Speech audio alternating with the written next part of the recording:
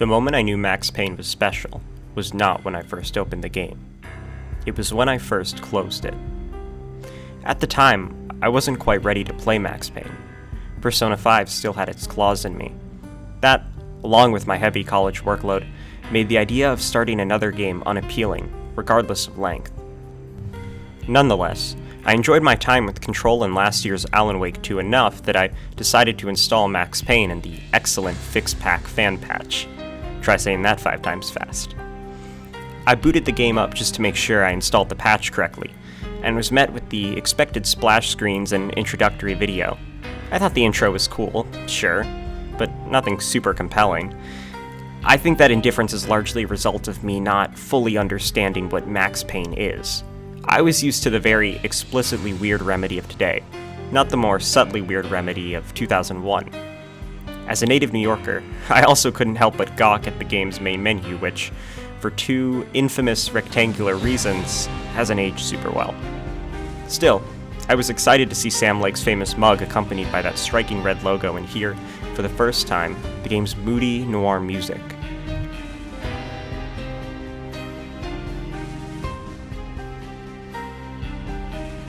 That contrast between the deep, droning bass and the delicate piano, which perfectly reflects the moral conflict at the core of Max himself.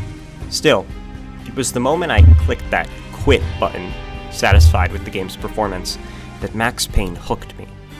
I wasn't met with a simple, "Are you sure you want to quit?" or "All unsaved progress will be lost." Instead, the game greeted me with something wholly unexpected. A dark screen bearing the image of a bony, screaming face and a few very special lines of text. I can't quite recall what the first line was, as it changes throughout the game. It was definitely something written in Max's voice to discourage me from closing the game. But below that rested a choice. I could either pick, "But I was too tired to go on," to quit the game, or "I couldn't stop, I had to push on," to resume the game.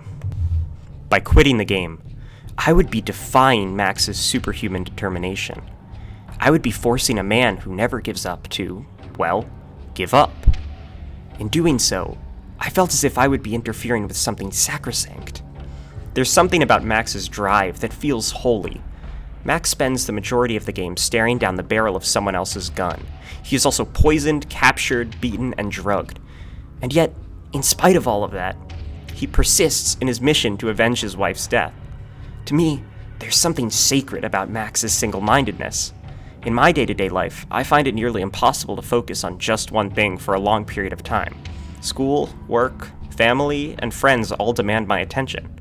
Additionally, as an internet user, I'm often faced with a number of algorithms all vying for whatever sliver of my focus they can get. I'm ashamed at the number of times I've stopped writing this essay so I could check Discord or scroll through Spotify. If that wasn't enough, I also struggle with intrusive thoughts as a result of obsessive-compulsive disorder. Whenever I try to focus my mind, I'm met with a barrage of these intrusive thoughts, all of which try to distract me from whatever I'm doing. But Max rarely has to deal with distraction. He shows a level of determination and discipline usually reserved for star athletes. Once he's focused on his target, everything else fades away.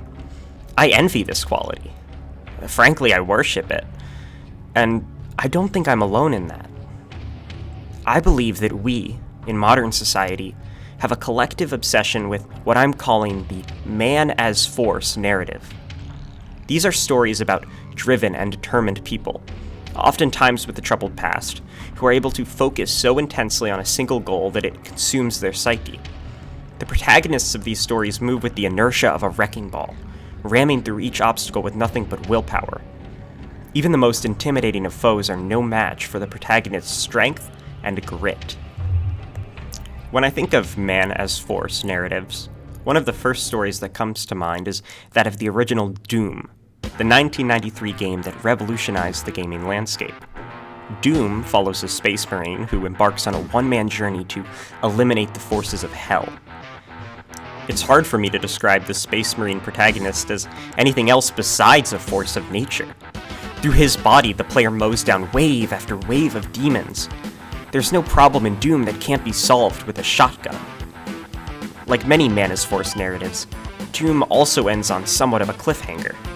yes, the Space Marine is able to defeat the final boss, but there's the lingering question of whether or not his mission is really over, or whether it will ever end at all. How can a man so devoted to fulfilling a singular goal exist once said goal is fulfilled? It's important to understand that Doom laid the foundation for the modern shooter. Its many imitators and successors would only further cement the man-as-force narrative as a key tenet of the shooter genre. It's foundational to the lineage which Max Payne would eventually inherit. Why? Because it's a great way of telling a game story without impeding the player's ability to engage in a power fantasy. The defining action of a shooter game is, well, shooting. I know I've never shot a gun in real life, so shouldn't it be kind of weird that Doom Guy shoots a gun every 2 seconds? Maybe. But it doesn't feel weird, because that's what Doom Guy does. That's who he is. His whole personality is defined by his seemingly limitless capacity for violence. He's not just a dude. He's a force. Uncharted is a great example of what happens when power fantasy ditches this narrative framework. Nathan Drake plows through waves of enemies with the same constitution as Max Payne or Gordon Freeman. But his quick wit and amiability prevent him from attaining the mythological status of those aforementioned characters. He just seems like a normal guy, which causes his relentless killing to appear out of character and creates ludonarrative dissonance. The term ludonarrative dissonance was first coined by game designer Clint Hawking in a 2007 blog post about BioShock. It's used to describe when a game's narrative conflicts with its gameplay. What the man-as-force narrative structure does is allow designers to give players a power fantasy without ludonarrative dissonance. If a protagonist is less a person and more a force, then the player is more willing to accept said character's drive, strength, and endurance. The man-as-force structure also makes linear game structures feel natural. Side quests slow down the pacing of a game, and thus may detract from the power fantasy derived from inhabiting a man-as-force protagonist. Once again, there's something sacrosanct about the protagonist's devotion to his mission in these narratives. Thus, interrupting said mission feels wrong. If Gordon Freeman paused his escape from Black Mesa every 30 minutes so he could find 5 vials for a scientist, the momentum of the game would be destroyed. And with that, the power fantasy of playing as a superhuman force of nature would be destroyed as well. If the protagonist can ignore the mission whenever they so choose, if there is no urgency to the mission, then they have no reason to be a force. It's the urgency which prevents the protagonist from simply being a normal person. Denying the player a chance to fully rest is key in allowing them to act out the power fantasy which man-as-force protagonists represent. By the way, I want to note that I'm far from the only person to notice this conflict in Drake's characterization.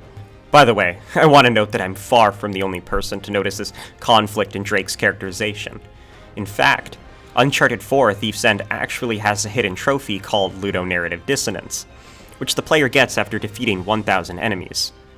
It's a little fun tongue-in-cheek way for the developers at Naughty Dog to kind of tell us that they're in on it too, that they know there's something weird about the way Drake is characterized. I'm not quite sure what the origin of this man-as-force narrative structure is. Perhaps it has something to do with Aesop's Tortoise and the Hare story, which sees the persistent and focused tortoise win a race against the distracted hare.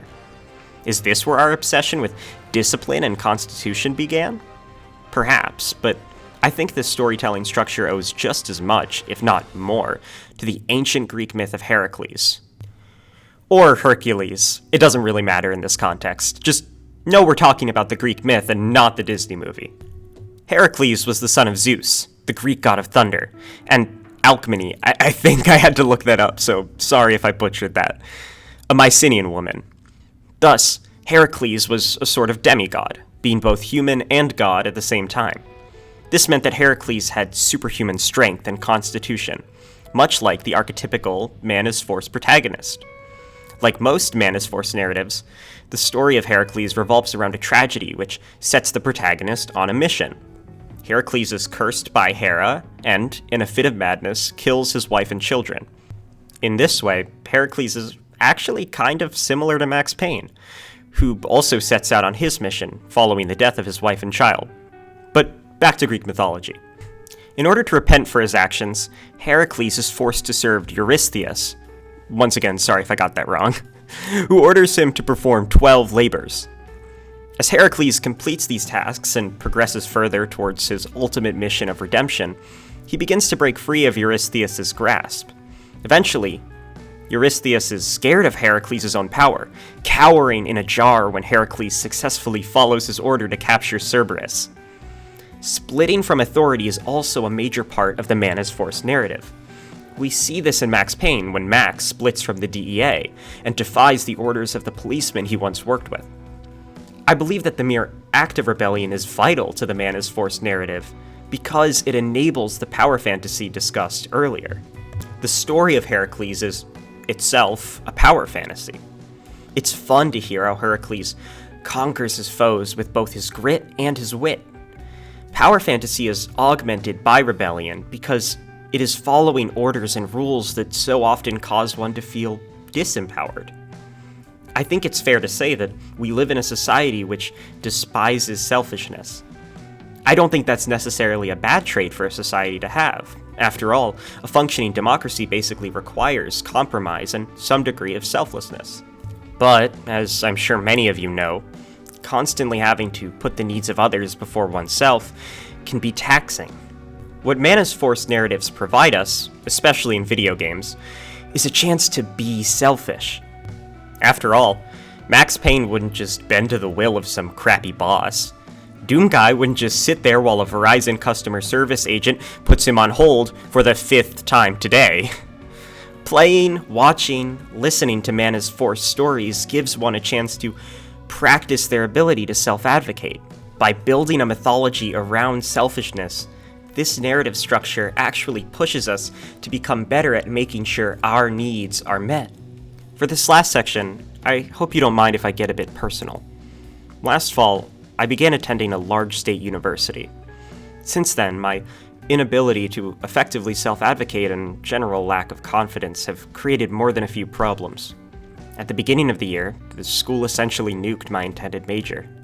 I tried booking an appointment with the only major advisor, but she wasn't available until October. Then she canceled all of her October appointments and pushed our meeting to late November. Being a little bolder and louder could have saved me from so much academic stress. At the same time, my roommates both got girlfriends and began asking for a lot of private time in the room.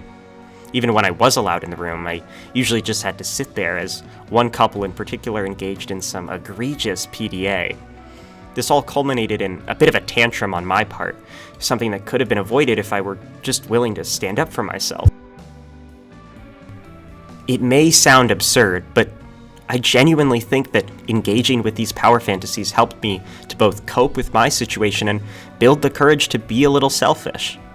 I'd always been taught to just deal with whatever came my way. Doing otherwise usually resulted in some scolding or humiliation. It's naive, but it's true. Max Payne reminded me that I don't have to roll with the punches. While Max is often self-destructive and certainly troubled, he's also strong and somewhat righteous. He knows what he believes in and is willing to break through any walls which stand in his path. Why envy him when I could learn from him? I may not be able to dodge bullets like Max, but it's not Max's superpowers that make him truly compelling. I also think I got it wrong when I lauded Max's discipline at the beginning of this essay. No, what makes Max special is his spirit, his willingness to do what he believes is right. At the end of the game, I wondered if Max's quest for vengeance was worth it. Because, despite all the violence and destruction, there was something deeply fulfilling about taking down that helicopter on the skyscraper rooftop. I did it. I, through Max, followed through on what I said I was going to do and made no compromises to get there. And it felt really good. I don't mean to imply that everyone should start acting in their own self-interests all the time, fully disregarding the presence of others. But I think we could all stand to be a little more like Max, willing to do what we must, in spite of potential failure or punishment, to make sure our needs are met. If you've made it this far, I want to thank you for taking time out of your day and listening to what I have to say. Initially, this was supposed to be a much more traditional essay, something with a defined thesis and rigid structure.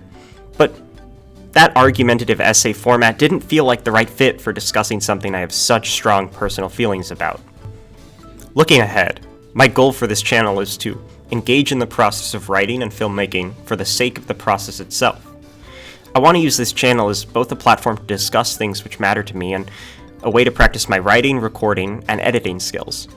I'm not quite sure what my next video will be about, but I'm saying this now, so please hold me accountable. There will be a next video. I want to thank you, once again, for bearing with my regular upload schedule. So stay tuned and keep an eye out for more essays coming soon. Thank you for watching.